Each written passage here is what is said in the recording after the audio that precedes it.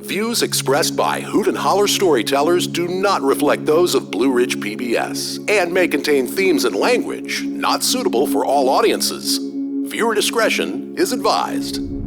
Blue Ridge PBS and ECHO present Hoot and Holler, a live storytelling event recorded at the Historic Grandin Theatre in Roanoke, Virginia.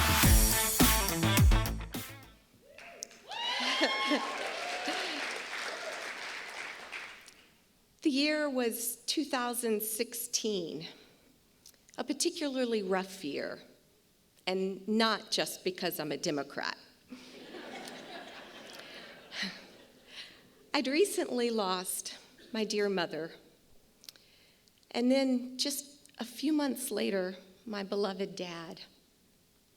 My only child, Sarah, decides to move to Austin, Texas, not even in the same time zone.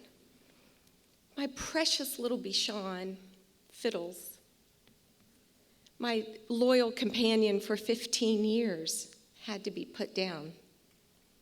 And then, in the cruelest of all, like one final kick in the shins from the universe, an unexpected illness took my little brother Robbie at the age of 47, when he still had so much life left to live.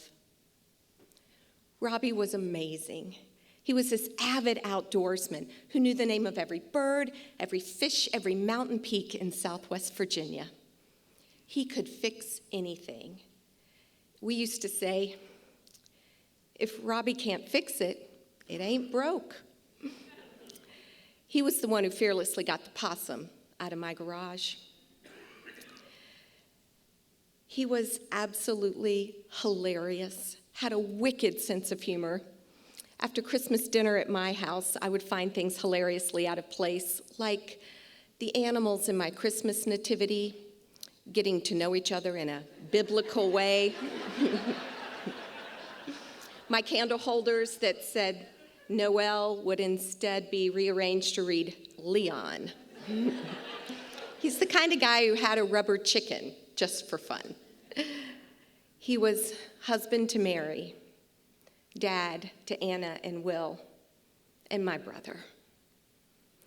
Now, I know if you love people, you are going to experience grief.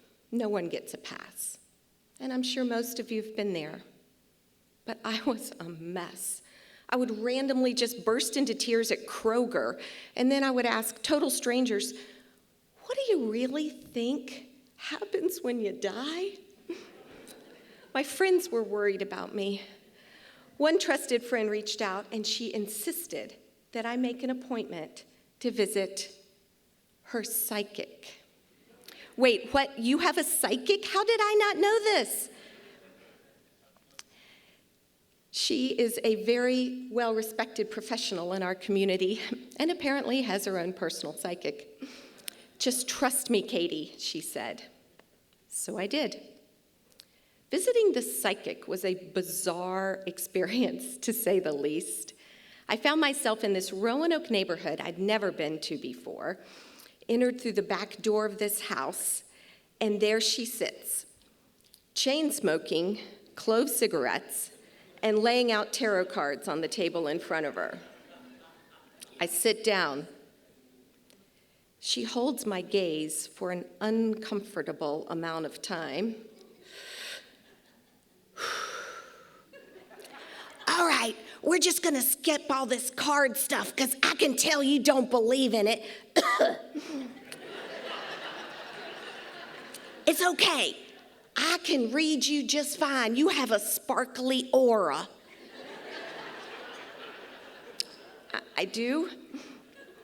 It's a good thing. It means you're going to have a long and healthy life. And then, this woman told me things about myself I wouldn't have trusted my diary to keep secret. She knew all about my romance with the dark-haired man. She knew about my childhood. She knew about my professional life. She even knew the sordid details of my divorce. It was crazy. She told me things that were going to happen to me in the future. She even told me to be careful while skiing. And I remembered that when I was crying in a snowbank up at Snowshoe with a completely blown out left knee just a few weeks later. But mostly, she told me I was going to be okay. Happy, in fact. And that all my loved ones were still right there with me. She could see them. Wait, so are they here all the time? Because when I'm in the shower and stuff? Because if Robbie was there, that would be so weird. Oh, honey, they love you, she said. They're gonna send you signs. What kind of signs? You'll know. Just pay attention. I left her feeling totally freaked out and strangely comforted. Sarah was also really worried about me. Every day, every phone call, Mom, you need to get a cat. A cat would bring you so much happiness. She'd blow up my phone with TikToks of kittens. I reminded her I'm allergic to cats. She reminded me I wasn't allergic to her cat, a Siberian, a breed ever so conveniently hypoallergenic. She was determined to find me one, and she did. Turns out there's a breeder of Siberians in Milton, West Virginia. And as luck would have it, she had 2 kittens left, little orange cheese puffs, that she insisted on selling together, brothers. She sent me a picture.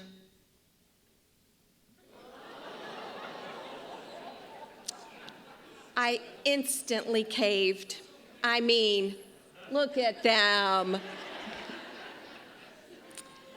So, on a crisp January day, Sarah and I pile in my Jeep with a kitty carrier and a wad of cash, and we head out to the designated meeting spot, a parking lot at a Wendy's in Milton, West Virginia. That's right, I'm meeting a total stranger out of state in a parking lot, and she knows I'm bringing cash. What could possibly go wrong? Now, unlike some of you, I suspect this was my first parking lot deal, and it felt pretty sketchy. We arrive, and the deal is going down. There's the cat lady, and oh, there they are. The cutest things I've ever seen. I mean, have you ever held a kitten? I was in love.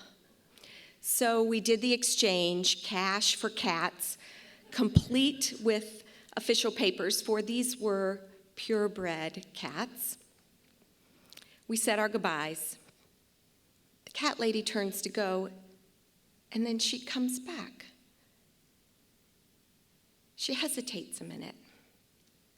And then she says to me, "Now, sweetie, we don't usually name the cats that we plan to sell. And of course, you're free to name them whatever you want. But this particular cat, this cat right here with the big green eyes, he's just so ornery and cute. We've been calling this little guy Robbie." Robbie. I looked at Sarah. She looked at me, and the tears began to pour down our faces.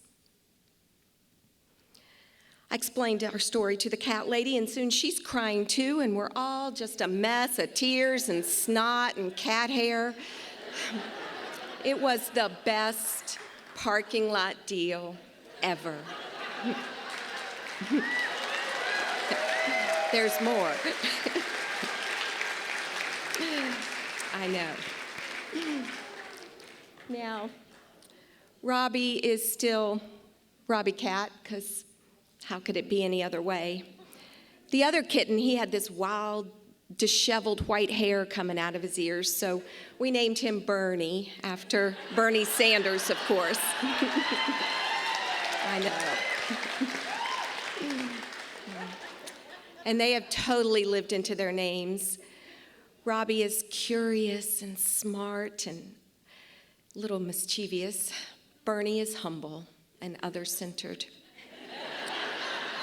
They are big, fluffy boys now, and they are spoiled rotten. My once tiny home is covered in cat hair. Hell, everything I own is covered in cat hair. My sofa's been shredded, but when I walk in the back door, they're there to greet me. Robbie rolls over for a belly rub on his big fluffy tummy. They sleep in my bed. Robbie at my feet and Bernie cat right here. Sarah was right. These cats bring me so much joy. You know, I suppose it's possible that Robbie came back as a little orange cat from West Virginia. I think a hawk is more his style. And I still don't know what happens when people die. But I do know this. Sometimes heaven and earth come so close together that the lines just blur. In Celtic spirituality, they call that the thin places. The psychic, she called them signs. It's all the same thing. It's just like we learned in school, you know? The first law of thermodynamics, energy cannot be created or destroyed. And isn't love the greatest form of energy? It can't stay. It can't stay in a human body that's just gonna die. No, it just keeps going. And it comes at us all the time. Me, I've learned to pay attention to the signs. Sometimes they even arrive with fur and whiskers.